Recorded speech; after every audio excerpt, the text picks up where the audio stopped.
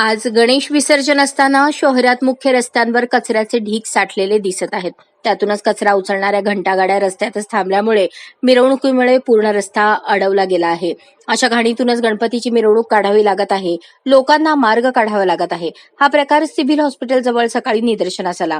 परंतु महानगरपालिकेच्या घनकचरा व्यवस्थापन विभागातील भ्रष्टाचार आणि गलथान कारभारामुळे सोलापूर शहरात विविध धर्मांची प्रार्थनास्थळे, हॉस्पिटल्स, सार्वजनिक शौचालय, इलेक्ट्रिक पोल, बंद दुकाने, घरे या ठिकाणी रस्त्यावर अक्षरशः कचऱ्याचे ढीग साठले आहेत. असाच घृणास्पद प्रकार काही दिवसांपूर्वी याच ठिकाणी गजानन महाराजांची पालखी आलेली असताना निदर्शनास आला.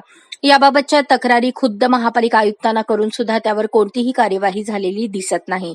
सोलापूर महानगरपालिकेने नागरिकांच्या आरोग्याचा, शहराच्या स्वच्छतेचा आणि धार्मिक भावनांचा खेळ चालवलेला आहे. अशाच नवनवीन अपडेटसाठी जनता राज्य न्यूज चॅनलला सबस्क्राईब करा, लाईक करा आणि शेअर करायला विसरू नका.